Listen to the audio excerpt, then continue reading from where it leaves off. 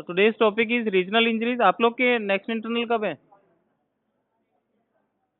Next internal second year के है ना अभी इस मंथ में, डायरेक्ट दिसंबर में। फिर प्री यूनिवर्सिटी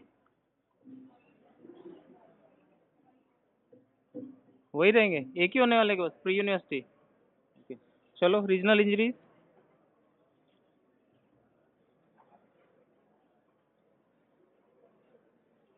सो इन रीजनल इंजरीज, आवाज नहीं भाई everyone. So it includes head injuries. So head injuries may occur due to traffic accidents like RTA, road traffic, railway injuries, any kind of assault जिसमें मार पिटाई वगैरह रहता है, and any kind of falls, fall from height, सीढ़ियों से गिर गया, छत से गिर गया, all these include in head injuries. So if the brain is affected, that is more serious as compared to when only skull या scalp is included. So close head injury when dura mater remains intact. Dura mater last time we have discussed. Next is open head injury when dura is lacerated. Lacerated means there is a cut on the dura mater of the brain. Outer covering you can see, this is the bone which is also called as cranium. Beneath that there is dura mater. Dura mater के नीचे pia mater, after then arachnoid. ठीक है, ऐसे होते हैं ना? नहीं, फिर कैसे होगा? DAP, ड्यूरामेटर, अरेक्नोइड एंड पाया। सो DAP न्यूमोनिक रहता है, हमेशा याद रखना है। सो हेड इंजरीज में we will discuss today injuries to the scalp. Scalp mean जो स्किन वाला पार्ट है। Injuries to the skull, that is bone, and injuries to the brain. So scalp में कौन कौन सी इंजरीज हो सकती है? ब्रूजिंग मीन्स कंट्यूजन, नीला पड़ जाता है, खून इकट्ठा हो जाता है, दैट इज ब्रूजिंग या contusion of the scalp. Next is laceration when there is cut, any kind of cut. So that is laceration. Laceration क्यों होगा? Because there is skin which is sandwiched between two hard objects. First hard object जिसके सिर जाके लगा है या कोई moving object था, and beneath there is bone, skull bone. Next is infections, any kind of infections if they are. So all these will come under injuries to the scalp. So scalp injuries may or may not be associated with fracture of the skull. Hair around the injuries must be shaved for proper examination. तो hair के नीचे because दिखाई देना it's quite difficult कि कितनी injury है, कितने type की इंजरी, कितनी सीरियस इंजरी है। So always we have to remove hair so that we can find out the actual scenario की कितनी इंजरीज, किस टाइप की इंजरीज एंड कितनी डेप्थ तक हुआ है। लास्ट के भाई सेकंड लास्ट रो खड़े हो जाओ तीनों, stand up. Second last row left से, वाइट टी शर्ट, उसके साइड वाला भी, साइड वाला, और तीनों खड़े हो जाओ, आगे आ जाओ।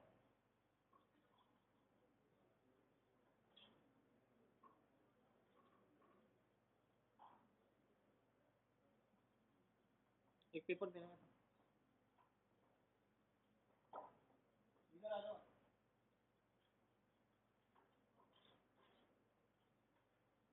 यहाँ से देख, सब दिखाई दे रहे थे, सबके चेहरे दिख रहे हैं? नहीं दिख रहे? चल रोल नंबर बता तेरा। 45। क्या नाम है? भव्य चौधरी।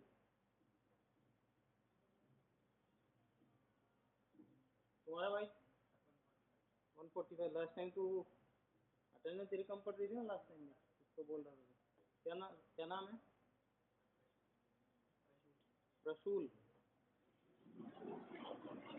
सही बोला ना मैंने? रसूल ना, ये रसूल। आपका भाई? 231। क्या नाम? रोहित यादव। टांग क्यों ला रहे हैं? रोहित यादव टांग ला के नाम बताता है क्या? जाओ थोड़ा घूम के आओ, जाओ घुमाओ घुमाओ।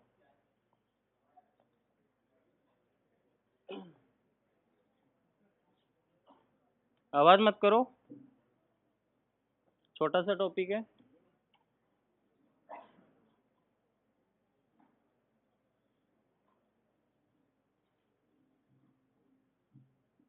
सो next is bruising to the scalp. ये आपको ईयर के पीछे जो पार्ट दिखाई दे रहा है, that there is bruise, also called as contusion. ये वाले पार्ट में इसके रीजन कौन कौन से हो सकते हैं, एनीवन? एक तो डायरेक्ट इंजरी हुई है, किसी ने पंच किया या कोई भी हार्ड ऑब्जेक्ट आके यहाँ पे लगा है। और क्या रीजन हो सकता है? समटाइम्स इंजरी होती है हेड के ऊपर। क्रेनियल फोसा कितने होते हैं? 3, एंटीरियर, मिडल एंड पोस्टीरियर। तो समटाइम्स पोस्टीरियर मिडल फोसा का जो बेस ऑफ स्कल है वहाँ पे फ्रैक्चर हो जाता है। Due to that reason blood will seep out और वो नेक के बिहाइंड वाले पार्ट पे आके कलेक्ट हो जाता है। ठीक है।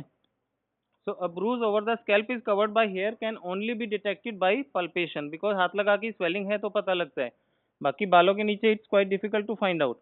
Marked swelling is a common and bruising में अकर इमीडिएटली और मे बी डिलेड। तो इमीडिएट का रीजन बिकॉज सेम पॉइंट पे जाके इंजरी हुई है, एंड डिलेड का रीजन क्या होता है कि इंजरी कहीं और हुई थी, जैसे कि पोस्टीरियर क्रेनियल फोसा में तो फ्रैक्चर था, maybe hairline fracture was there, तो blood slowly slowly seep out and it will collect behind the ear. कौन सा पार्ट है ये वाला जो दिख रहा है इसमें?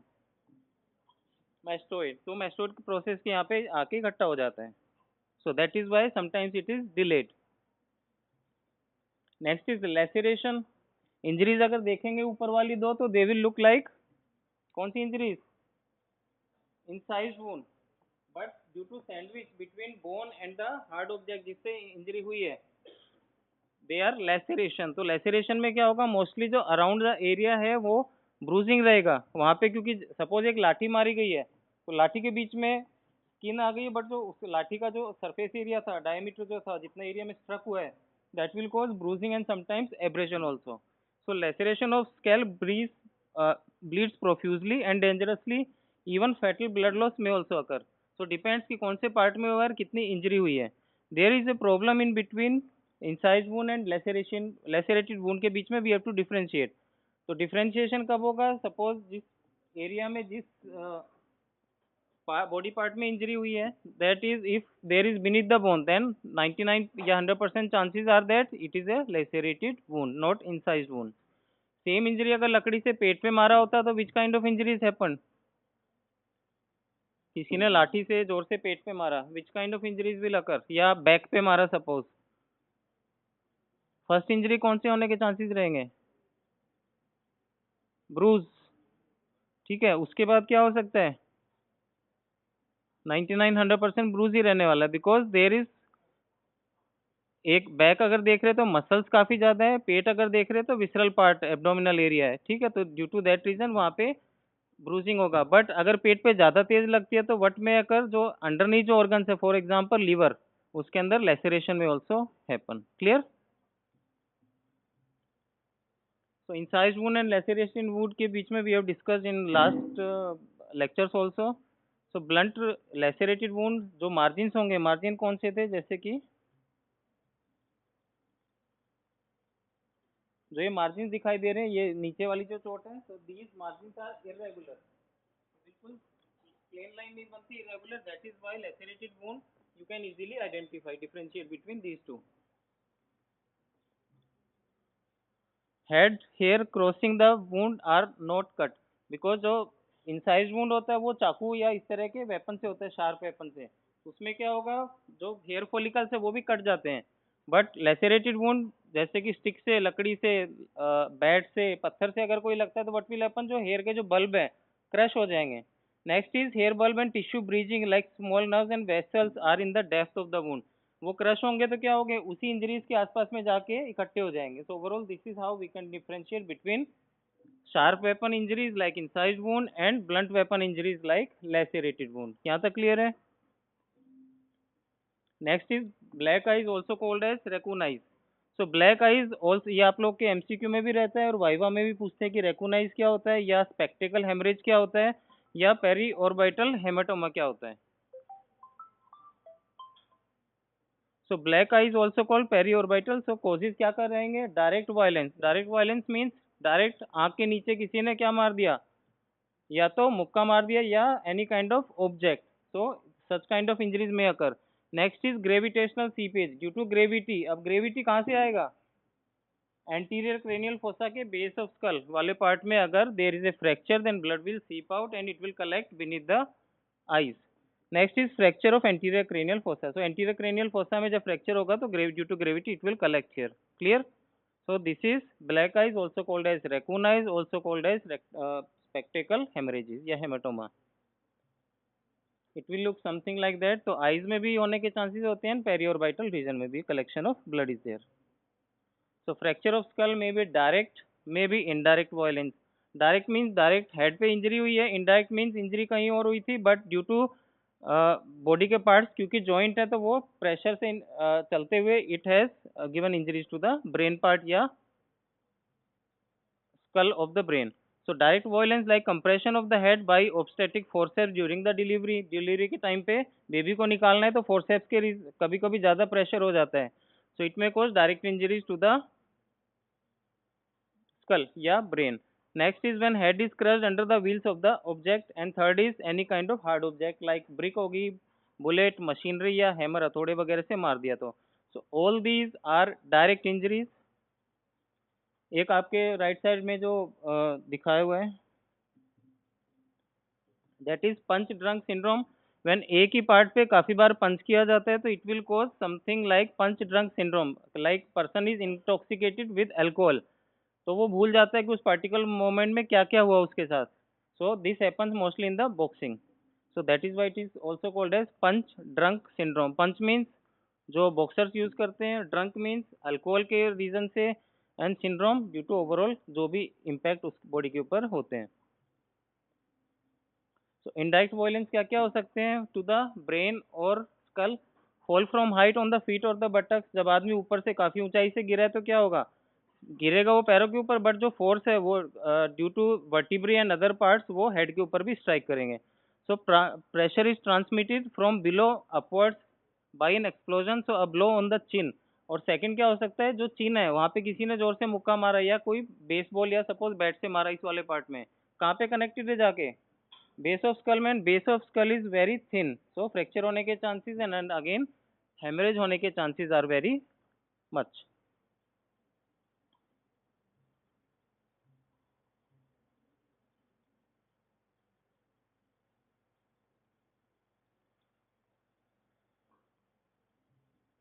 So the base of skull is relatively weak part due to its irregular shape, and foramina are also there. So that is why it is a most common site of skull fractures due to fall from height. So mechanism of skull fracture. So direct injury, जब head के ऊपर direct injury हो रही है then it will be direct. Next is Pape's rule. इसमें कुछ पहले पढ़ लेते हैं. When two fracture lines meet at the same point, then the second fracture line never cross the first fracture line. अब इसमें क्या है कि सपोज किसी ने एक बार मारा हेड के ऊपर तो व्हाट विल हैपन, फ्रैक्चर हो जाएगा. अब अगेन अगर उस बॉडी पार्ट पे उसके आसपास में मारा जाता है तो व्हाट विल हैपन, जो दूसरी फ्रैक्चर लाइन बन रही है वो पहली फ्रैक्चर लाइन को कभी क्रॉस नहीं करेगी. बिकॉज रीजन क्या है कि जैसे ही वो फ्रैक्चर ऑफ स्ट्रेट लाइन बनेगा सपोज, वो यहाँ पे आते ही डाइवर्ट हो जाएगा उसका जितना भी प्रेशर था. तो that is called as puppe's rule. इसका प्लस मतलब इसका अपने को कहाँ हेल्प हो जाती है, इट विल हेल्प की पहली इंजरी कौन सी हुई थी. Clear. So this is what called as Pape's rule. Again आप लोग के या तो MCQ या वाइवा में पूछते हैं what is Pape's rule. तो और अगर 5 नंबर का क्वेश्चन सपोज आ रहा है तो you have to draw a diagram also. इसमें fracture line 1 and fracture line 2. Fracture line 1 is straight, suppose ये वाला पार्ट है, तो इसमें ये पता लगता है कि पहले ये वाली इंजरी हुई है उसके बाद ऊपर वाली इंजरी हुई है. This is called as Pape's rule.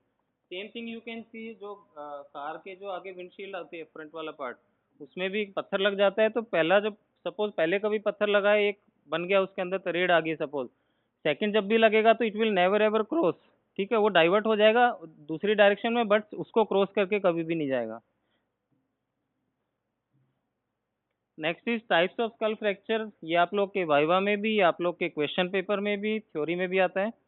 पहले तो बताने पड़ेंगे कि कितने टाइप के फ्रैक्चर हैं, कौन कौन से फ्रैक्चर किस किस टाइप के होते हैं, और as well as you have to draw diagrams also for that. So one is first is fissured fracture, depressed fracture, comminuted fracture, pond और इंडेंट. इंडेंट मीन डेंट पड़ गया उसके अंदर fracture. Next is gutter fracture, penetrating fracture, elevated. अब elevated होगा तो depressed fracture भी आ जाता है. Next is spider web fracture और also called as mosaic fracture. So overall 8 to 10 fractures है जो आप लोग को आपके सिलेबस में है, and you have to go through all these. So fissured fracture diagram है क्या? ये जो फ्रैक्चर दिखाई दे रहा है, this is fissured fracture. Straight line, मतलब straight not in the sense की स्ट्रेट लाइन, बट एक लाइन बन जाती है, that is fissured fracture. So this is a linear fracture or crack involving the outer or inner table or maybe both the tables. Table means जो skull है वो दो layers में बना हुआ होता है, outer layer and inner layer, तो दोनों में फ्रैक्चर या सिंगल में fracture, it will be considered as linear fracture और fissured fracture. Such fracture sometimes can not be detected by simple x-rays, it can only be detected at autopsy कभी कभी because hairline fracture is there, या फिर CT scan वगैरह करना पड़ता है। It is caused by direct और indirect violence. Direct कौन सा था, when direct injuries to the head, indirect कौन सा था, फॉल फ्रॉम हाइट वगैरह। क्लियर? तो दोनों ही केसेस में सच काइंड ऑफ फ्रैक्चर में happen. So this is the pictorial diagram. इसमें दो फ्रैक्चर दिख रहे हैं, ये फ्रैक्चर दिख रहा है, this one, this is fissure fracture, and जो ये नीचे वाला पार्ट है, दिस इज इंडेंट फ्रैक्चर। पूरा का पूरा बोन ही अंदर की तरफ धस गया है, so indent. But indent fracture mostly occurs in babies because जो स्कल है या जो बोन है that is not yet ossified. Next is diastasis और sutural fracture, so mostly occurs in motorcycles, cyclist जो होते हैं। So in children and young adults, a linear fracture may pass into a suture. कौन कौन से suture हैं head में? Again question उठ जाता है फिर, कौन कौन से सूचर है? सबसे आगे वाला coronal. Next is coronal is between two frontal and temporal है, पैराइटल है, पैराइटल। नेक्स्ट इज स्ट्रेट जो जा रहा है, सेजाइटल। किसके बीच में है? Between two parietal bones. And पीछे की तरफ lambdoid, that is between parietal and occipital bone. और होते हैं मेटोपिक सूचर भी पूछा जाता है, what is metopic suture? Anyone? Anyone? Metopic suture between frontal bone. जब पैदा होता है बच्चा तो उसका फ्रंटल बोन पूरा ओसिफाइड नहीं होता है, दो पार्ट में डिवाइड रहता है, ठीक है। So this is called as metopic suture. So कभी कभी जो लीनियर फ्रैक्चर है वो किसमें, सूचर में जाके डाइवर्ट हो जाते हैं, ड्यू टू दैट रीजन जो सूचर है वो ओपन आउट हो जाते हैं। So the most commonly involve suture is sagittal, ऊपर वाला जो है। Common in child abuse syndrome because mostly जब बच्चों को कभी कभी बहुत जोर से मार दिया जाता है, व्हाट विल हैपन, प्रेशर के कारण it will burst out. So this is linear fracture. और जब अंदर से अगर अपन देख रहे हैं बेस ऑफ स्कल, तो यू कैन सी जो साइडवेज है इसके अंदर, you can see the suture जो लाइन है कोरोनल वाला, उस एरिया में भी फ्रैक्चर एलोंगेट हो रहा है। So these are two types of fractures in a single photograph. Next is depressed fracture. So this is caused by heavy weapon with a small striking surface like hammer. Heavy होता है, hammer का part छोटा होता है, because एक ही part में जब बहुत ज्यादा प्रेशर से जाएगा what will happen, more force will be involve on a single part. So that is why जो बोन वाला पार्ट है that gets depressed. So the fracture bone is driven inward and its shape में indicate the type of weapon, किस type का weapon use किया गया था। Even sometimes इतना भी पता लगाना इजी हो जाता है। So that is why sometimes it is also called as signature fracture. दिख रहा है इसमें easily, and in X-ray also you can identify, not X-ray but CT. Next is comminuted fracture. So the bone is broken into two or more pieces. That's why it is called as comminuted fracture. Mostly किस किस केसी में होगा, vehicle accident, RTA वगैरह, fall from height as well as blow from weapon with large striking surface. किसी heavy bat से मार दिया suppose, so that may cause comminuted fracture. दो तीन फ्रैक्चर से ज़्यादा फ्रैक्चर जब हो जाते हैं तो।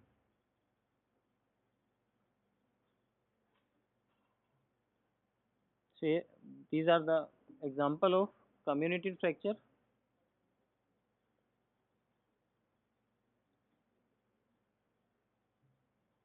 Next is pond fracture, also called as indented fracture या indent fracture. So pond fracture occurs in children due to elasticity of their skull because the bone is not yet ossified. Fracture is due to forcible impact against some protruding object. किसी object पे जाके या तो body लग गई या कोई protruding part सिर, बच्चों के सिर पे लग गया। Fissured fracture may be seen around the periphery of the dent because This is the simplest type of skull fracture. इसमें suture भी open हो गया है, even you can easily identify.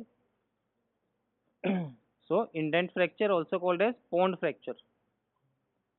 Next is gutter fracture, when a part of the thickness of the skull bone is removed, like for example in bullet wound.